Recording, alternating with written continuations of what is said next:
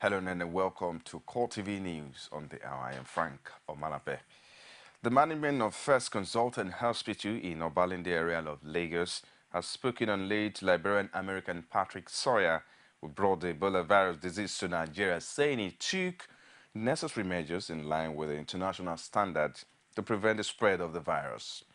The hospital, in a press statement, says, in spite of denial by Sawyer, who described himself as a senior diplomat from Liberia, adequate measures were taken, which included isolating the patient, implementing barrier nursing, and contacting the Lagos State Ministry of Health and the Federal Ministry of Health.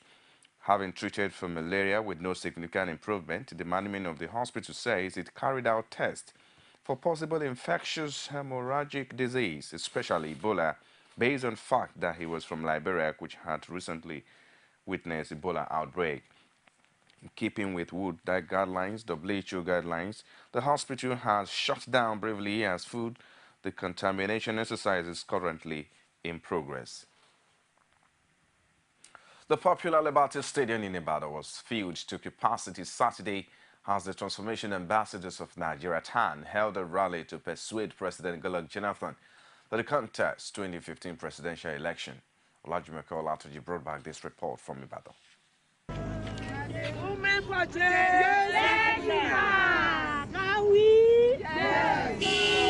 This is the first in the Southwest series of rallies planned for the 6 geopolitical zones to urge Jonathan to return for a second term. Added to this is an enlightenment on the achievements of the Jonathan administration. These women say it is only Jonathan that demonstrated genuine efforts and political will to give every part of the country equal sense of belonging. This, they say, is why Nigerians have massively turned out to urge him to contest the 2015 presidential election. The Yoruba people have always supported President Goodluck Jonathan, but propagandists have said otherwise. So today is the day of proof. Just to show that the Southwest zone, they were solidly behind Mr. President and were urging him to run for a second tenure. And you can see the response of the people. They're willing to support him. It's not a question of we have to go and start begging them. It's something that we all yearn for. It's something that we're all waiting for. We are here to give our support to Jonathan's second term.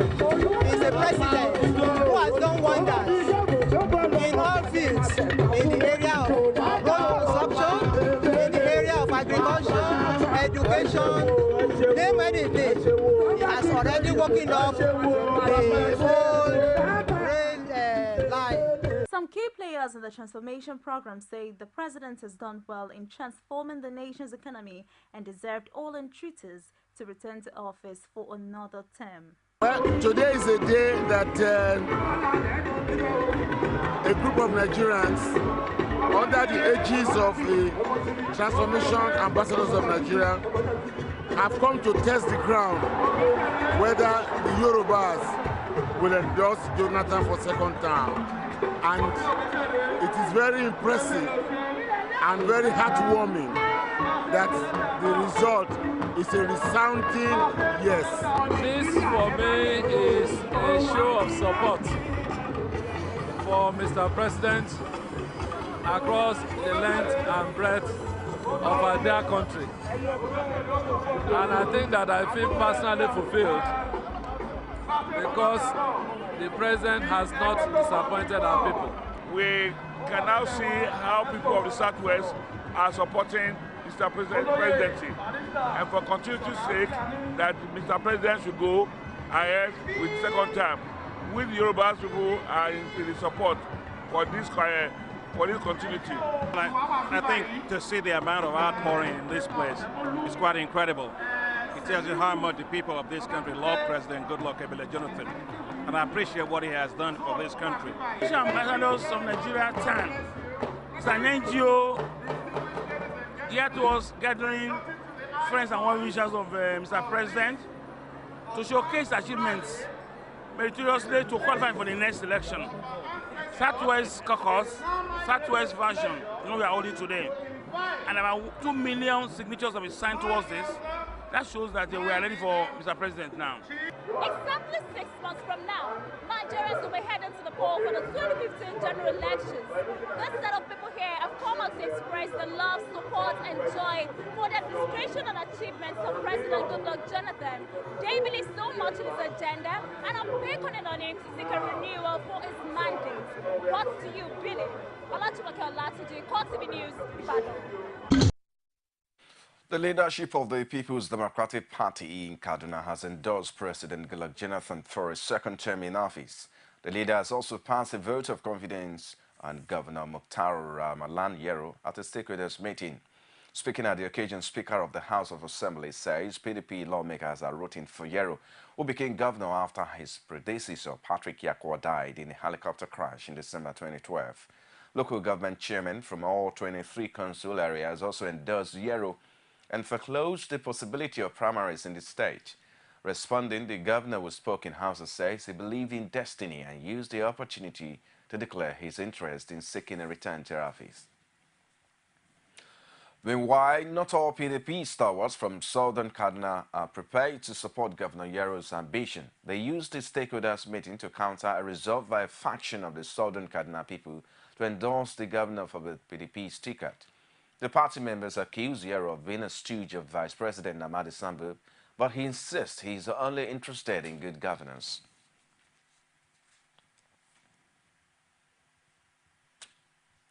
They will endorse the Mr. President, but we've not taken a decision on the governor. Primaries will still be conducted. That is when we will see whether endorsement is real or not. If you have anything against me, come out and confront me. Stop aligning me with Vice President Namadi Sambu. Ramalan Yero is a mature person. I have personal views and opinions as well as likes and dislikes. Challenge my leadership if you are not satisfied with my performance. I was at the time a commissioner, at another point deputy governor, and now governor in the state, all within a period of 5 years. Point at anybody with such records in this state. So with this, I am assuring the good people of Kaduna State that I will ensure continuity of my predecessor projects in the state. Some members of the All Progressive Congress are clamoring for Kano State Governor Rabiu Kwankwaso to join the race for the PDP's presidential ticket. The members addressed a press conference in Abuja where they outlined what they say are qualities that stand Kwankwaso out in Nigeria's main opposition party. The politicians have also formed a pro-Kwankwaso group to facilitate their quest. He has run the executive aspect of the government. He was governor 2 times, and he also was deputy speaker. That means the National Assembly also he has basic experience to manage them. He also was Minister of Defense. These are key factors that bring about good leadership, and that is why we feel he can. We are saying we have seen good qualities or better qualities in him. So we will agitate him, we will force him to contest. We have come together welded by a strong belief in the Kwankwasia ideology, which seeks essentially to propagate selfless service to the Nigerian people.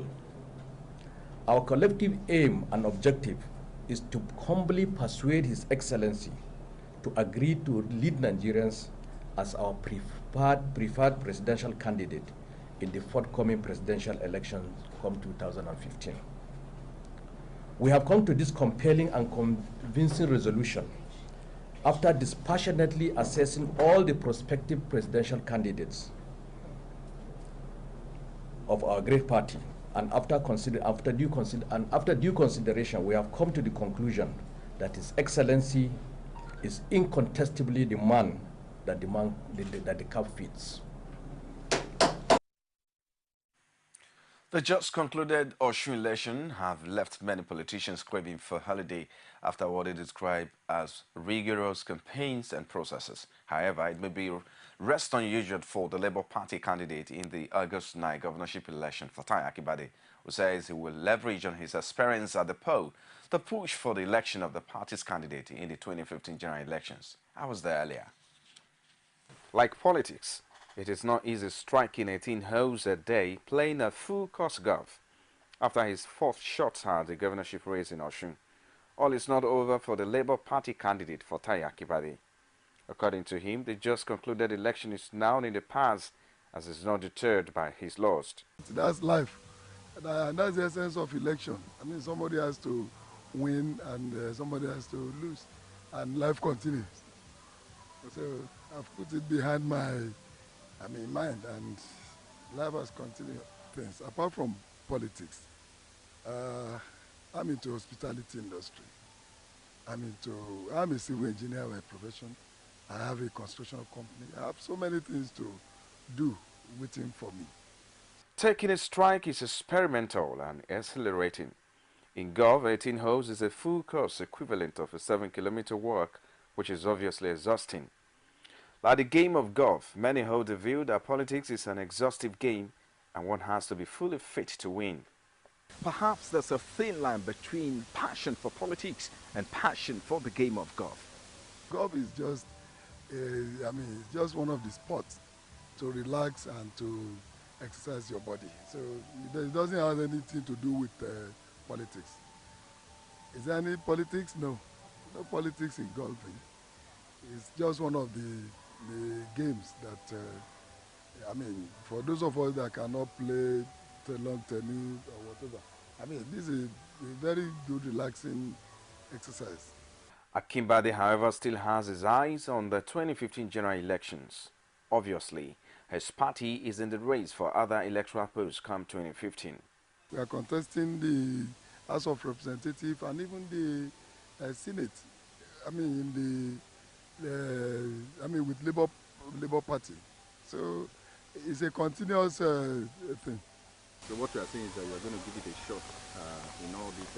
Of course, yes, not me, but at least my party is going to present a candidate for all the elections. The politicians are generally cooling off at the moment after the August 9 governorship election.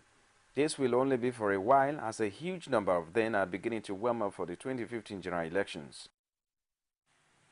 The National Conference have come and gone with the report received by President Goodluck Jonathan, which he has also promised to implement. However, a professor of international law and also a delegate to the just concluded National Conference, Akin Oyebode, has expressed disappointment at some of the resolutions taken at the conference, which he described as an exercise in futility. There at the conference. I would say that it's a big disappointment.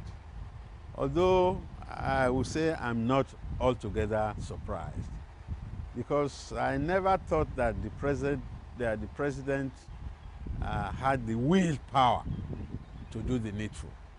Because the president is a survivor. He wants to survive, and there are political forces at play. He will not want to go against the grain of his party, of those who might make his re-election possible. But what Nigeria needed was somebody who was ready to put his political life on the line to ensure that we had a new Nigeria. But it seems that at the end of the day, all we are going to get is more of the same. An amendment, yet another amendment to so many amendments that have been touted. Then the game was not worth the candle. Oyebode admonished members of the National Assembly against seeing themselves as the custodians of the sovereignty of the nation, which he says belongs to the people. The National Assembly consists of political actors, and they will look at what's in it for them. Politicians think of the next election. We need statesmen that will think of the next generation. So I don't know.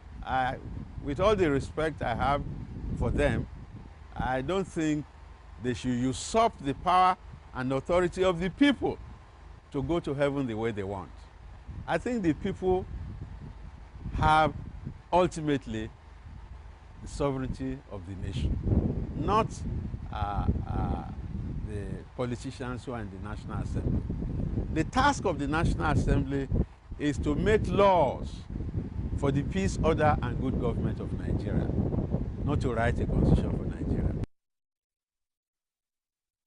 Department of State Security has issued an alert on the theft of a regalia of a Catholic nun in Kano. It fears that the perpetrators may plan to use the outfit for terror acts. DSS spokesperson Marilyn Oga says in a statement that 13 pieces of the religious outfits were stolen from a tailor's shop during the week in Sabangari area of Kano. The state security outfit says its concerns stemmed from recent trend of female suicide bombings in that part of the country.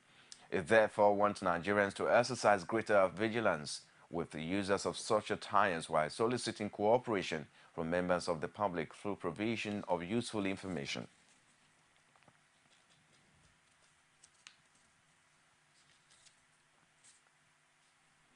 A group under the aegis Northern Adamawa and Southern Borno elders has urged the federal and the state government to find a lasting solution to the recurring attacks in the areas.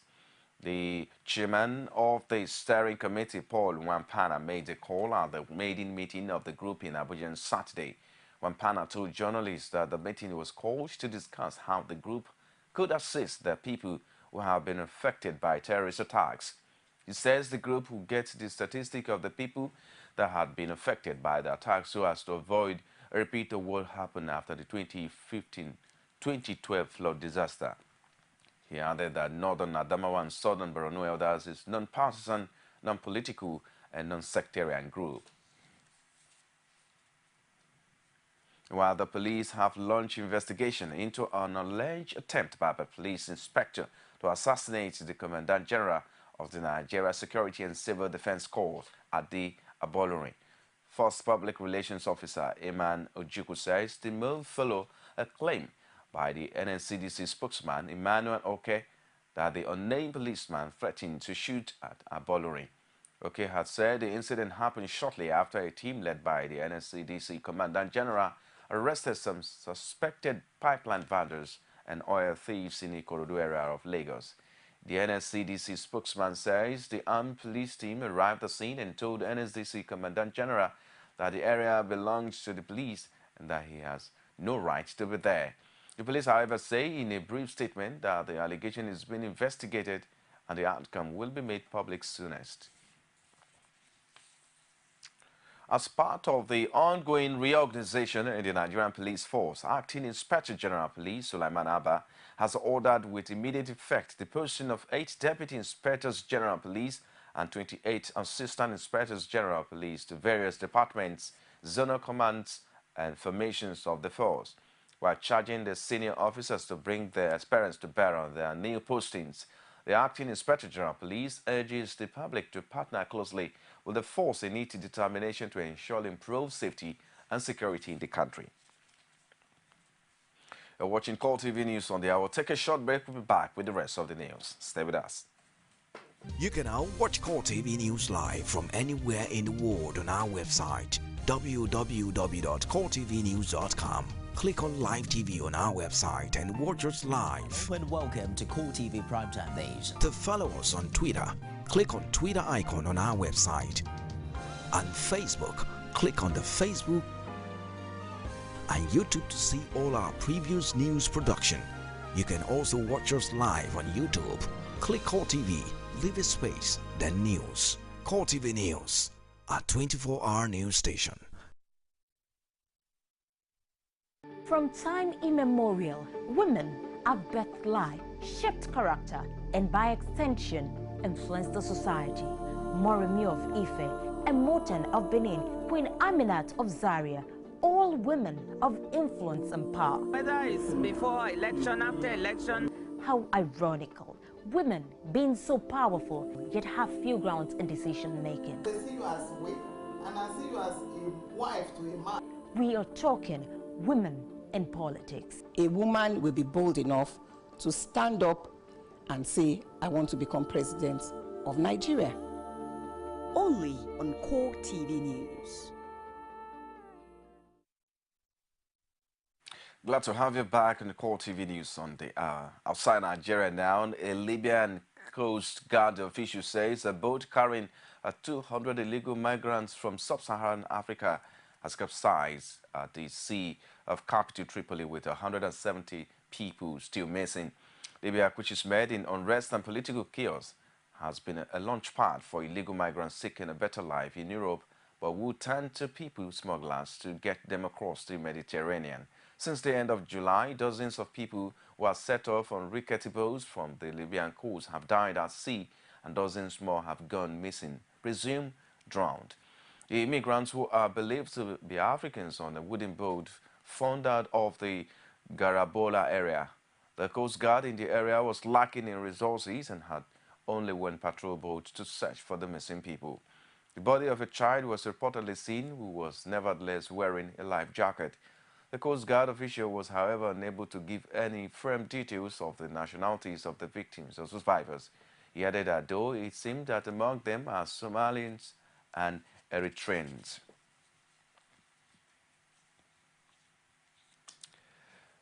Well, Paul says Israel kept up the pressure on Hamas in Gaza, carrying out multiple airstrikes that killed 6 Palestinians, 5 of them from the same family, as Egypt prepared to convene new truce talks.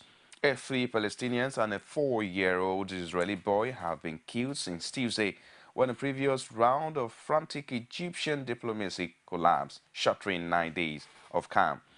Abbas' meeting with Sisi came after he held 2 rounds of talks in Qatar on Thursday and Friday with Hamas leader Khaled Meshaal, whose Islamist movement is the 8th-factor ruler of Gaza. Israel has vowed to let up until it can guarantee the safety of its civilians, while Hamas insists that Israel must end its 8-year blockade of the territory as part of any truce. At least 2,097 Palestinians and 60 people on the Israeli side, about 4 of them soldiers, have been killed since July 8. The UN says 70% of the Palestinians who have died were civilians. The Israeli military confirms carrying out dozens of airstrikes over the Gaza Strip on Saturday, and that at least 6 rocket and mortar rounds had hit southern Israel, with another 2 rockets intercepted.